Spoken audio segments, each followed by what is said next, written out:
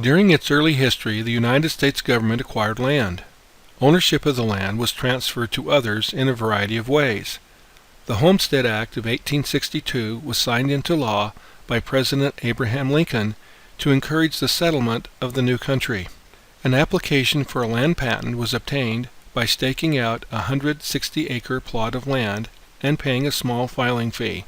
The claimant had to travel to a branch of the local General Land Office, which later became known as the Bureau of Land Management, or BLM. A land patent was granted after the applicant had submitted proof they had improved and lived upon the land for 5 consecutive years. Neighbors were asked to confirm in writing that the land had been lived on and improved and that the claimant was of good character. Many of these handwritten records were preserved along with land patents, which may also contain valuable genealogical information. It's free and relatively easy to look up the location and ownership of the original land patent.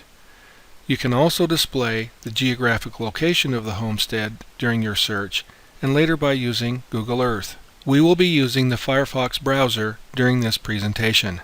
So let's start our exploration by going to www.glorecords.blm.gov. Move your cursor down and click on Land Patents.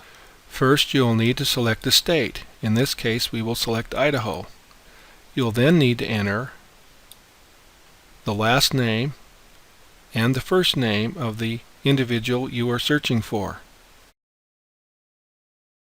Scroll down and click Search Patents. 2 entries came up for my grandpa. I will click the first entry. You will notice that it displays 3 different kinds of information: the patent details, which we can see below, the patent image, and related documents. Clicking the patent image will load and display an image of the patent, which I think is really cool. So here we see a copy of the land patent for my grandfather. Clicking on the Save icon will allow me to save a copy of the land patent in PDF to a folder on my computer. Later I will import the PDF into a heritage collection about my grandfather's homestead where he raised dry farm wheat. Click the Save button. The PDF of the land patent has now been saved to a folder on my computer.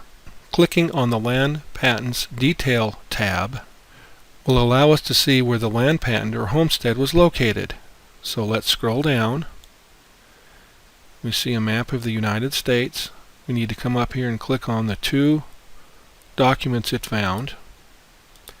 It will zoom down and show us where the land patents were located. I'm going to left click with my mouse and then use the scroll wheel to zoom down. We'll adjust the screen a little bit so we can see a little bit better as to where this was located. I'm now dragging, left click and dragging so I can get an even closer view, and scrolling with my mouse wheel again so I can see even closer. Here we see the 4 40-acre plots that equaled the 160 acres that my grandfather filed upon and received his land patent. It may be helpful for you to zoom out and do a screen capture of this location for reference later when you view this same area with Google Earth. I'm now going to show you how to create a file that can be used in Google Earth to give you a better view of the location of the land patent. We are now at a website called EarthPoint. You can get there by typing into your browser www.earthpoint.us. This site will allow us to enter the land patent information from the BLM record. You can see that I have reduced the BLM site and the EarthPoint site so you can see them on the monitor at the same time. This will make it easier to enter the land patent information from the BLM site to the EarthPoint site. If this is too complicated for you, you could have printed the information on the BLM site so you could see it and enter it on the EarthPoint site. Next, we need to go down and click Search by Description. We now need to enter information from the land patent. We know the state is Idaho, so we'll come over here and select Idaho. Principal meridian. Over here we can see the meridian on the land patent is Boise. Now we need to enter the township information, and we can see over here, to enter the township range and section, we need to change our view on the BLM site. So we're going to click right here, which will change the view, and then I need to reposition my screen so you can see where you find the numbers you need to enter. So I've resized the screen. We're going to scroll down. So now we need to enter the coordinates. We see 003N, so we'll come over here and click the down arrow and come up and find 003N and click. So now we're going to enter the range, which is 039E. So we'll click this and find 039E. Now we need to enter the section. So I'm going to move this a little bit to the left so we can see more of the document. The section will be 35. So we're going to click on 035. Now we've entered all of the information to create a file that we can use in Google Earth. Click the Fly to Google Earth button. Select the Save File option. Select OK. You'll notice that it saved the file up here when the green arrow appeared, indicating it was complete.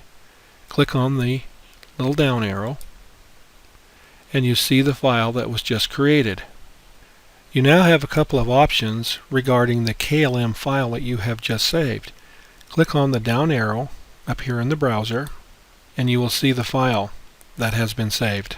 You can save this file into a folder on your computer for use later. You can drag the file into a collection with other photos and information about the farm, which is what I'm going to do. So I'm going to left click and drag and let it go in the Martin Flat Dry Farm. And you can see that the document has now been saved into a Heritage Collector collection, which is located right here. You can also drag this file onto the globe in Google Earth to fly to the farm.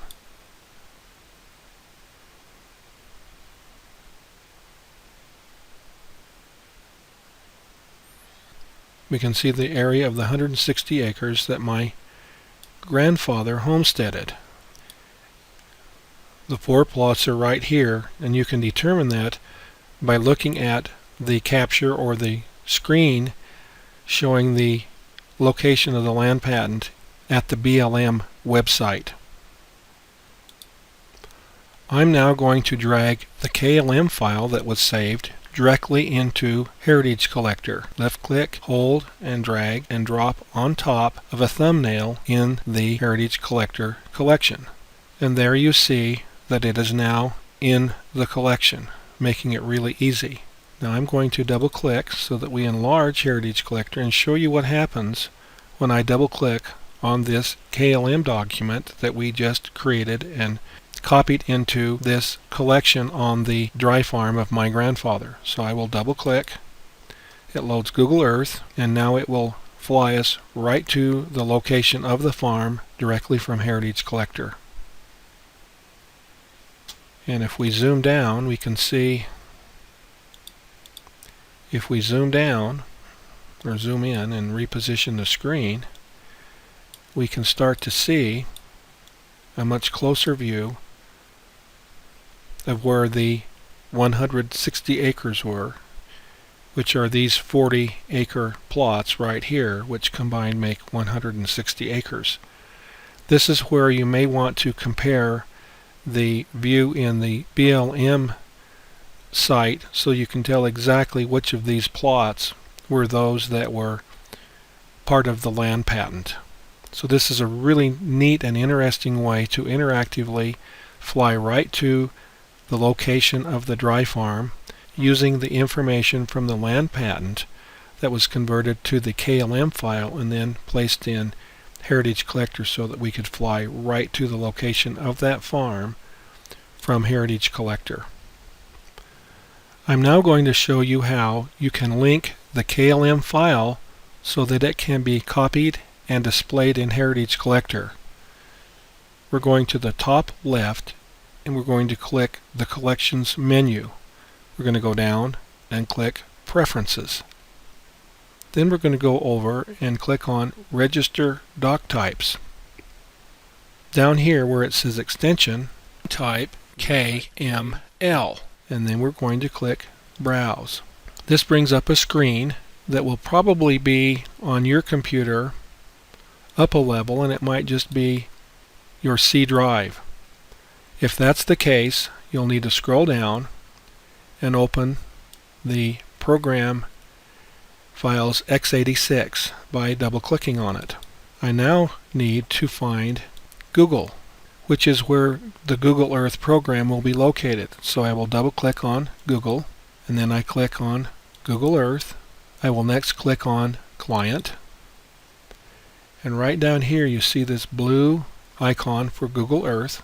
I'm going to click on that and then come down and click Open.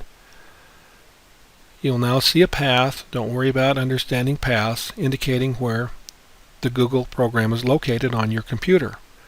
I will then click Register New Type.